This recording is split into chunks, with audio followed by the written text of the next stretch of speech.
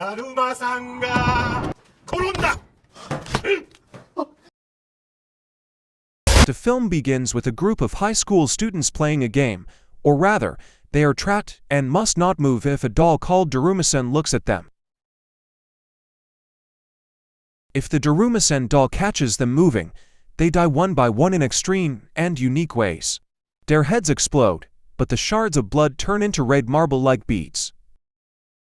In this first game, if they all want to survive, they must press a button on the back of the Daruma-san doll before time runs out.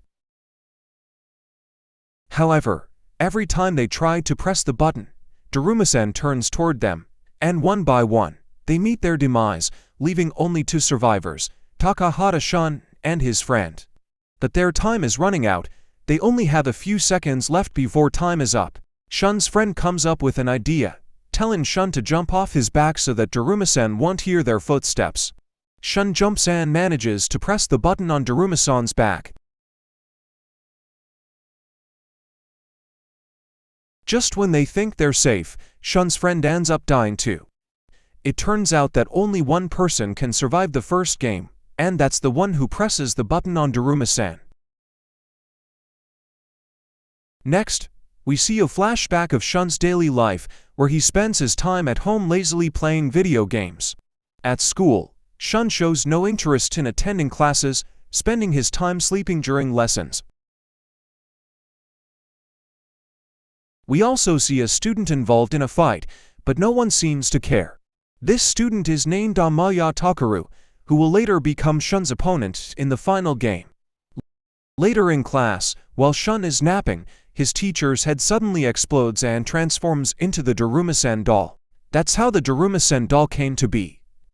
After surviving the first game, Shun suddenly sees Ichika, a friend of his, enter his classroom.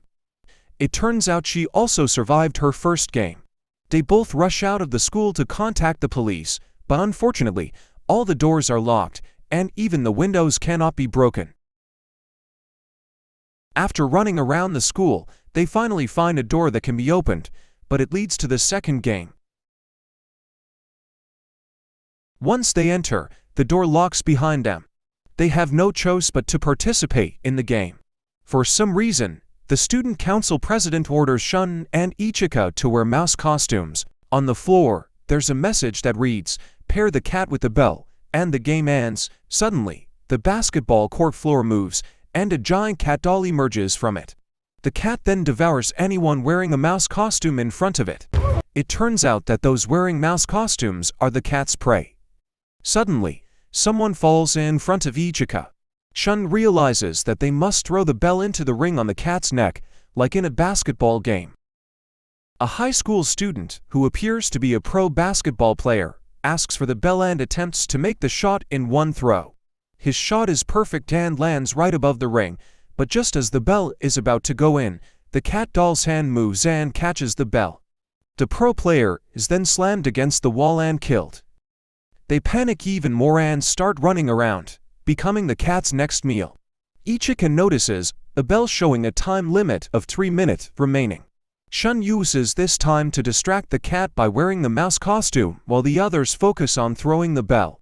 As Shun wears the costume, he hears the cat saying, "Scratch my back so I can fall asleep." It turns out the way to win is to put the cat to sleep first, then throw the bell. Shun starts scratching the cat's back, helped by Ichika and the other students. But after the cat falls asleep, they start arguing over who should throw the bell, remembering that only one person can survive the game, as seen with Daruma-san. Because they make too much noise, the cat wakes up again and devours them one by one. Takahata-shun then comes up with a plan to throw the bell by tricking the cat with 2 basketballs to confuse it. The trick works, but unfortunately, Shun's shot bounces off the rim. Just when Shun and the others begin to lose hope, Amaya Takaru, the student from earlier, jumps over the cat's head and dunks Shun's bouncing shot into the ring. The game finally ends, but it doesn't stop there. When Shun thinks 6 people have survived, it turns out only 3 are left, as Amaya Takaru has killed the other 3. He enjoys the game-like situation, killing those he deems weak. Takaru also tries to kill Ichika. But suddenly, the cat doll releases a mist from its mouth, covering the entire room. The scene then shifts outside the school, where the public receives news of a terrorist attack targeting all the high school students across Japan, with casualties reaching millions.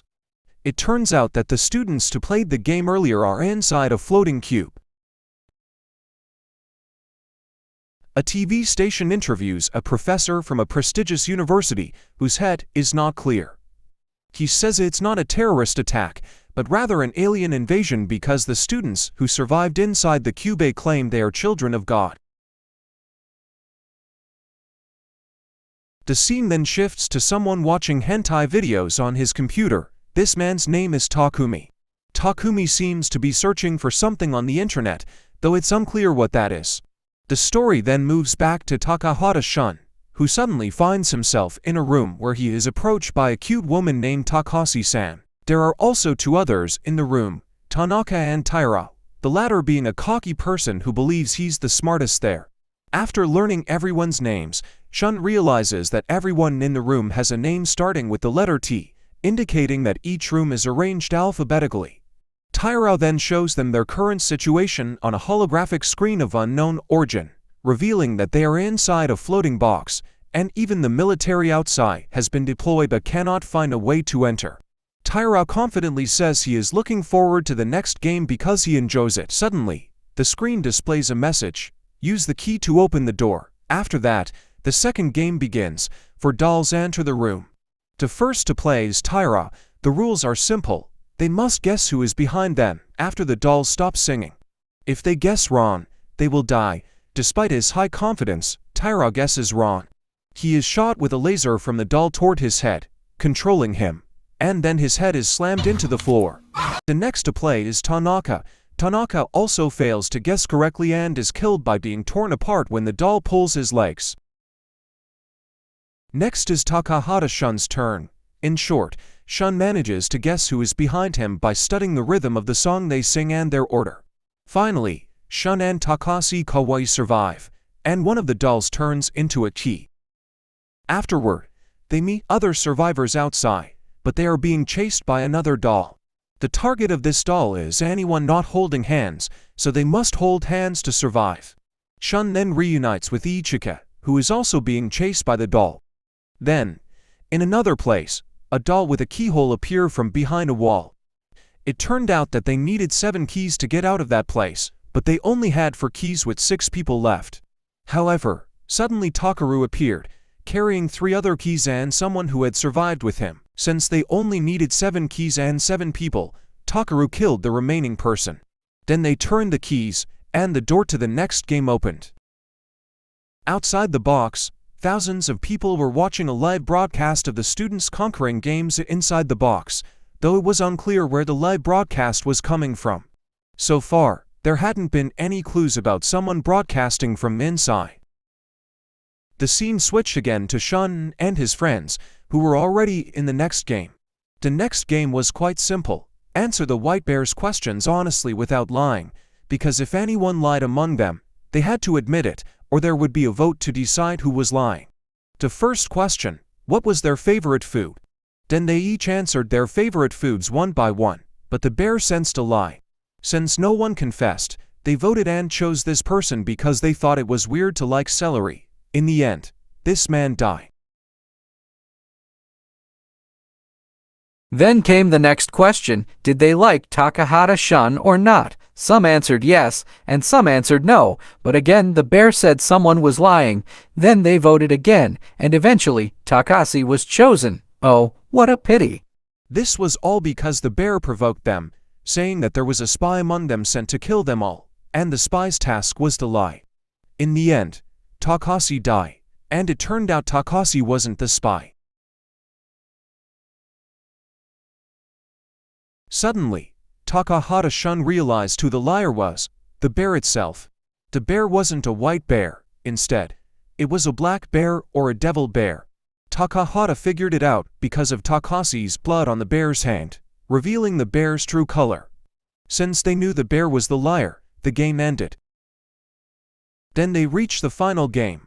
While they were thinking about what the next game would be, a jar that could talk appeared and explain the next game they had to play. The final game they had to play was kick the can. Here's how it goes. One person must be the keeper of the can, and the other for must hide. After they hide, the keeper must find them. Now, if the keeper finds just 3 of the 4 people, then the keeper wins and lives, while the others die. But if the can is kicked, only the keeper. The pot was used to choose who would guard the can, and the game time lasted until sunset. The one chosen was Aomaya Takaru, the cruelest and most dangerous person among them. In short, the game began. Takaru quickly found 2 people and then searched for Shun and Ichika in the attic. Shun managed to escape, but Ichika was caught. At this point, the conditions were met, and Takaru was sure to win because 3 people had been caught. However, Takahata Shun didn't want to give up just yet. He tried to save them by wearing a heavy iron armor suit.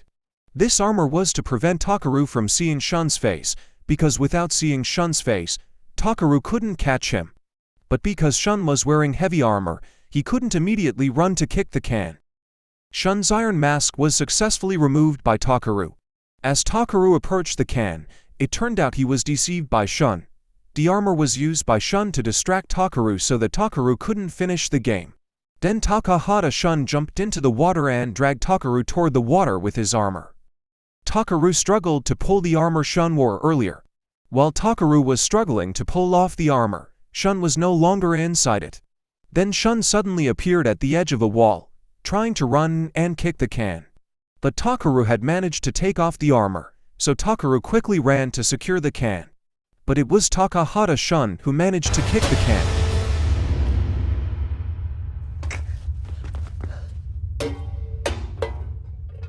With that, the game ended, meaning Aomaya Takaru had to die.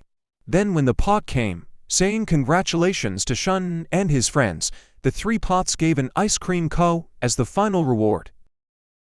While Shun and Ichika were chatting, planning what to do after the game ended while eating their ice cream, it turned out the ice creams they were eating had the words "who is saved" and "who is not saved" on each stick. It turned out the last game they played was not the decider. In this game, the decider was luck, said the final pot, and that luck was determined by the ice creams they were eating. It turned out that the survivors of the final game were Takahata Shun and Aomaya Takaru. In the last scene, we see Shun and Takaru have already come out of the cube box and are greeted by many people on the street, and the voices of people saying "Children of God" can be heard. The film ends with the jar from the last game saying that they are God. Okay, how was the movie? Quite surprising, right? I think this one is Sealer from Squid Game. It's only the Daruma-san part that looks similar. Besides that, I also don't understand the whole movie. First, where did they come from? Second, where did that floating cube come from, because it's not explained in this movie. And third, there's Takumi, the guy messing around with the computer earlier, suddenly having a nosebleed in the last game after it was finished. What's that about? Who's he? Anyway, but oh well, I hope you guys understand this story. For those of you who know, please comment. Yeah, that's it for this plot summary. See you next time.